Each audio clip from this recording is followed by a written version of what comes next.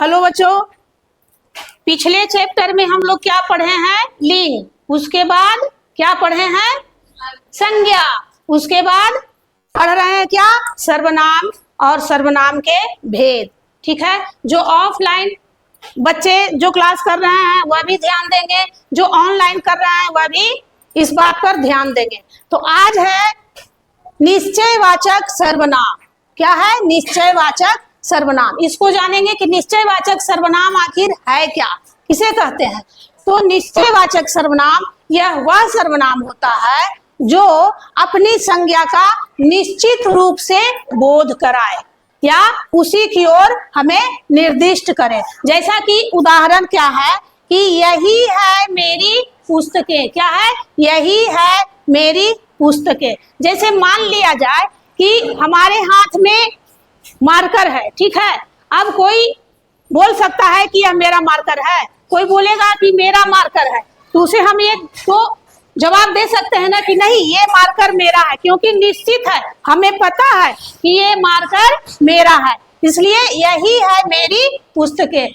ठीक है। दूसरा उदाहरण क्या है? वही ताजा सब्जियां मुझे पसंद है। यहाँ भी वही दर्शा रहा है, निश्चित दर्शा रहा है, निश्चित बोध करवा रहा है कि वही ताजा सब्जियां मुझे पसंद है।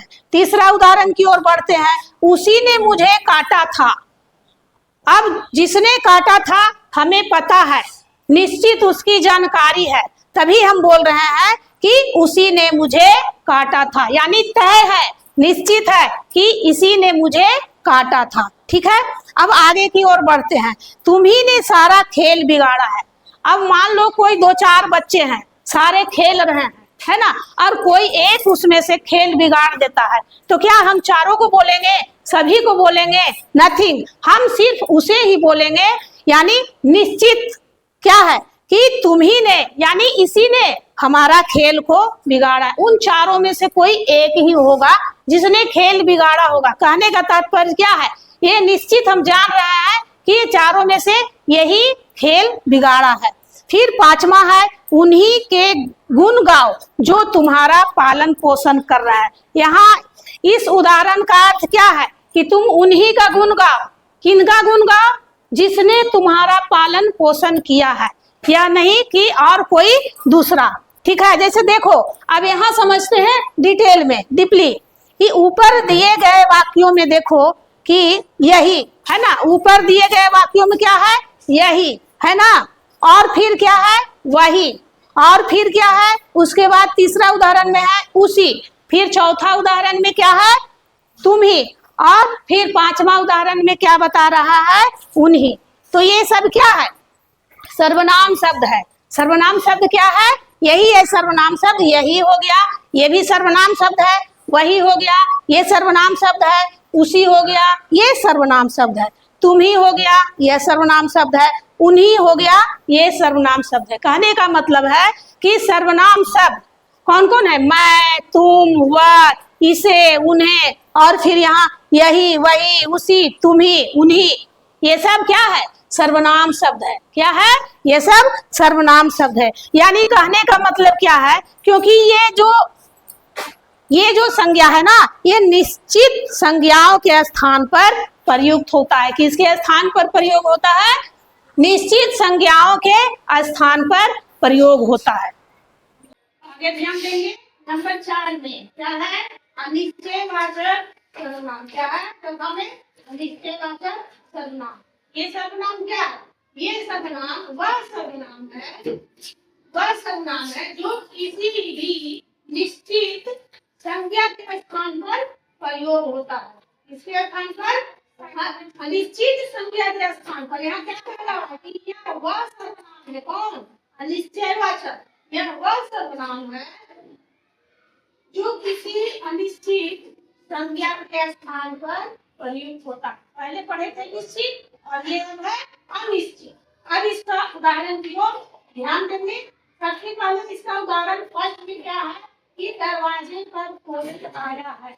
मान लो हम लोग घर में है ना, और बाहर से कोई दरवाजा खटखटाता है या आवाज देता है, तो हम लोग ये तो नहीं जान रहे हैं कि वो आदमी कौन आया है, कौन नहीं आया। इसकी हमें जानकारी नहीं है, सिर्फ हमें आभास हो रहा है कि दरवाजे पर किसी ने दस्तखत दिया है, लेकिन उसको हमने देखा नहीं है। इसलिए यहाँ पर क्या कह रहा है कि दरवाजे पर कोई आया है, यानी हम जान नहीं रहे हैं, हम उसको देखे नहीं है, हमें पता नहीं है, इसलिए यहाँ पर कोई यानी अनिश्चित है ना, कोई आया है। अभी थोड़ा ना कह सकते हैं कि वो आदमी आया है, मामा जी आए हैं, चाचा जी आए हैं, या और भी कोई आया है, ये हम नहीं कर सकते हैं, निश्चित नहीं कर सकते हैं। इसलिए यहाँ पर अनिश्चित क्या हो गया, कोई, क्या हो गया, यानी दरवाजे पर कोई आया, अनिश्चित है, अनिश्चित है ना। अब नेक्स्ट में है कि सेकंड में पानी में कुछ गिर गया। मान लो हम एक गिलास पानी मांगे किसी से, ठीक है, अब पानी देखे, झाँक कर भी गिरे तो पानी गंदा है, लेकिन पानी में अब क्या गिरा हुआ है, कैसे गंदा हुआ है, ये हम नहीं देख सकते हैं, ना ही हम जान रहे हैं। तो इसलिए पानी गंदा देखते हुए हम क्या बोलते हैं कि पानी में कुछ गिर गया है, यानी पानी गंदा हो गया है। इसलिए ये कुछ जो है यही अनिश्चयवाचक सर्वनाम है। आगे बढ़ते हैं नंबर 3 उदाहरण में कि किसी ने मेरा बटुआ चुरा लिया है। क्या करा कि किसी ने मेरा बटुआ चुरा लिया है। अब मान लिया जाए कि कहीं हम मार्केट गए हैं और वहाँ बटुआ मेरा गायब हो गया और हमें कुछ पता ही नहीं है ना। अब कोई पूछेगा क्या हुआ भाई साहब, तो पता नहीं, मेरा बटुआ किसी ने चुरा लिया। क्यों क्यों ऐसा बोल रहा है कि किसी ने मेरा बटुआ चुरा लिया, किसी ने, है ना, किसी ने, उसको हम जान नहीं रहे हैं, ये अनिश्चयवाचक सर्वनाम को दर्शाता है, अनिश्चयवाचक सर्वनाम की ओर दर्शाता है। क्यों, क्योंकि अब मेरा बटुआ किसने चुराया उसको हम नहीं देखे, पर मेरा बटुआ गायब है, मेरा बटुआ चोरी हो गया। अब यहाँ पर ध्यान देते हैं कि ऊपर दिए गए, देखो ऊपर क्या दिया हुआ है, दरवाजे पर कोई आया है, तो कोई क्या है, अनिश्चयवाचक सर्वनाम है। कि पानी में कुछ गिर गया है, कुछ क्या है, ये अनिश्चयवाचक सर्वनाम शब्द है, ठीक है।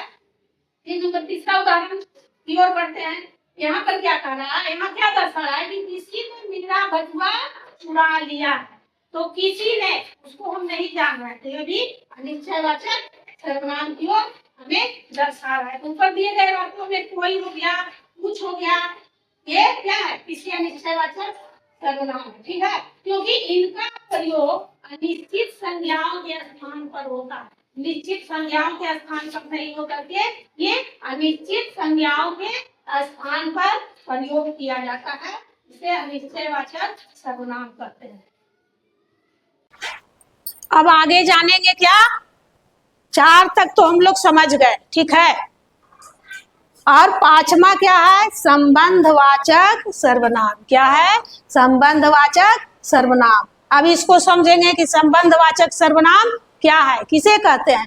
तो संबंधवाचक सर्वनाम जो है, यह वह सर्वनाम होता है जो अपने से पहले आई संज्ञा के स्थान पर प्रयुक्त होकर के उसे अगले वाक्य के साथ जोड़ता है।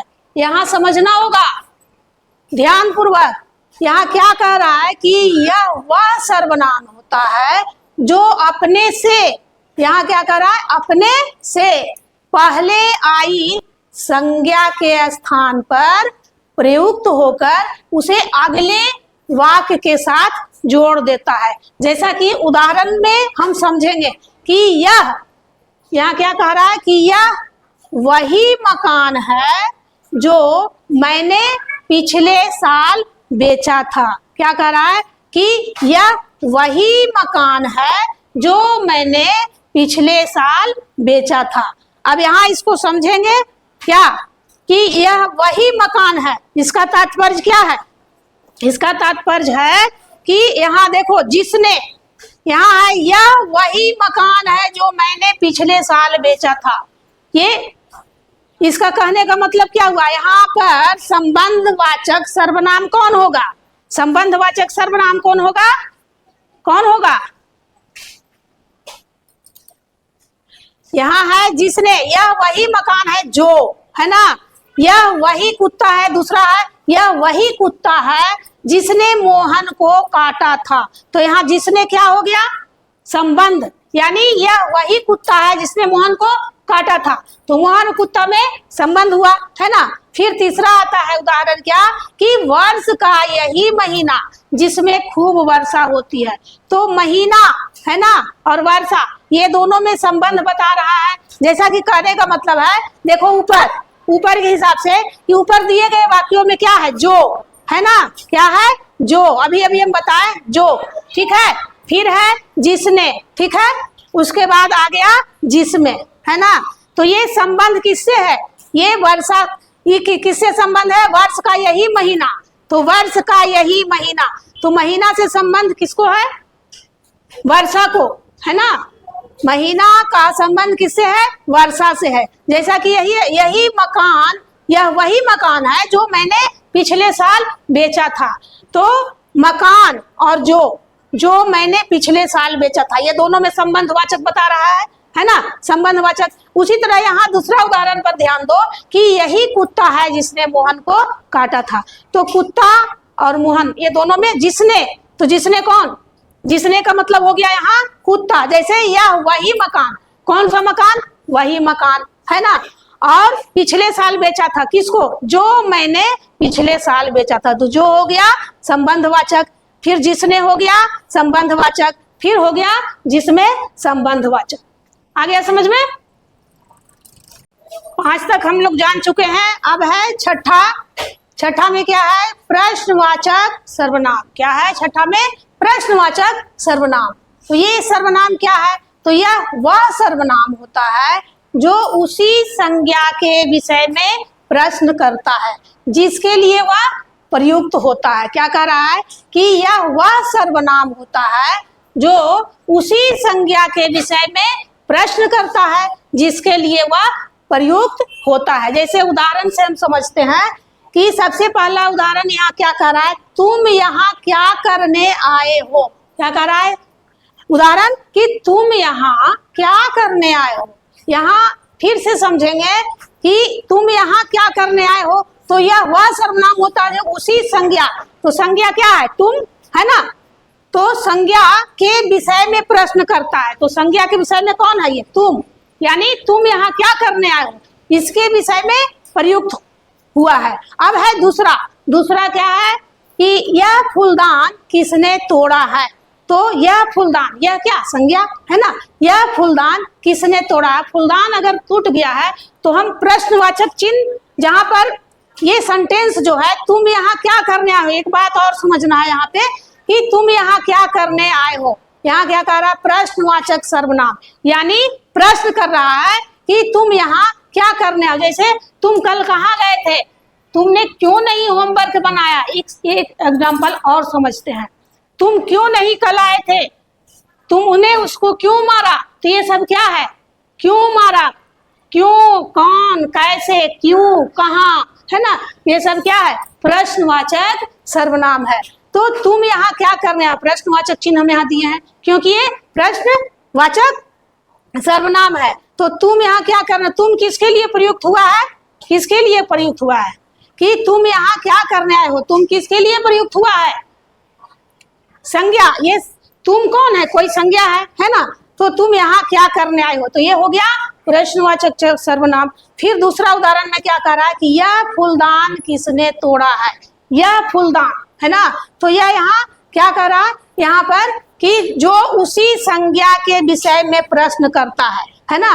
तो यह फूलदान टूटा क्या है, तो फूलदान, कौन सा, तो यह फूलदान, कौन टूटा है, यह फूलदान टूटा, इसके बारे में बात की जा रही है।